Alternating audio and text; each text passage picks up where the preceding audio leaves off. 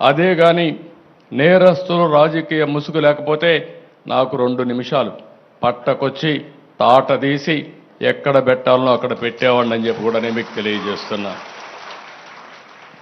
నేను చాలా సంక్షోభాలు చూశాను. నాకు ఇవన్నీ ఒక లెక్క కాదు. నా పీరియడ్లో ఎవడు రౌడీ అనేవాడు ఎవడు రోడ్డు మీదకి వచ్చేవాడు కాదు. ఒకే మాట చెప్పాను, ఎవరైనా రౌడీ అనేవాడు రోడ్డు మీదకి వచ్చేదానికి వీలు లేదు, ఈ రాష్ట్రంలో ఉండడానికి వీలు లేదని చెప్పి నిర్మోహమాటంగా యాక్ట్ చేసి రౌడీయిజాన్ని అంత మునుపంత గల్లీకి ఒక లీడర్ ఉండేవాడు.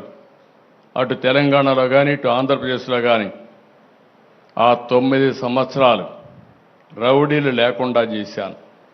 రాయలసీమ మొత్తం ముఠాలు ఒకరినొకరు కొట్టుకోరు చనిపోయేవాళ్ళు, కక్షలు పెంచుకునేవాళ్ళు, తరతరాలుగా ఆ కక్షలు కొనసాగేటివి. ఒకే మాట చెప్పాను, మా పార్టీ మీ పార్టీ అని లేదు, ఎవరైనా ఒకటే, ముఠానాయకుడిగానే చూస్తానని ముఠాలు అణిచివేశాను. ఈరోజు రాయలసీమలో ముఠాలు లేవు. కమ్యూనల్ వైలెన్స్, మత విద్వేషాలు రెచ్చగొట్టే ఎవరైనా సరే వాళ్ళ మీద ఒక మాటలో చెప్పాలంటే కఠినంగా వ్యవహరిస్తానని చెప్పా, వ్యవహరించా. కడాన తీవ్రవాదుల సమస్య కూడా నేను ఆ రోజు చెప్పాను. ఇది రాజకీయ, ఆర్థిక, సామాజిక సమస్య.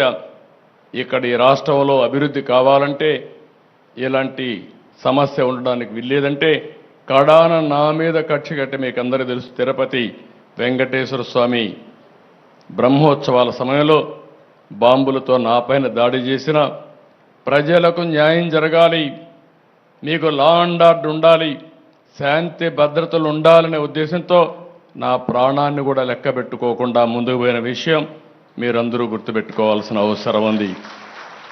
ఇప్పుడు నాకు ఒక పెను సవాలుగా తయారైంది. మాట్లాడితే రాజకీయాలు మాట్లాడతారు. ఒక రాజకీయ పార్టీ ఆఫీసు పైన దాడి చేస్తారు. దాడి చేస్తే వాళ్ళని అరెస్ట్ చేస్తే దానిపైన కూడా నిరసన తెలియజేస్తారు. అంటే రాజకీయ పార్టీ అనేది ప్రజలకు ఒక దేవాలయంగా పనిచేసే పార్టీ ఆఫీసులు ఇవి. ఒక చిన్న party office, communist party office ఉన్నా ఎక్కడా ఎవరు దాడి చేయలేదు. నా జీవితంలో నేను చాలాసార్లు చూశాను.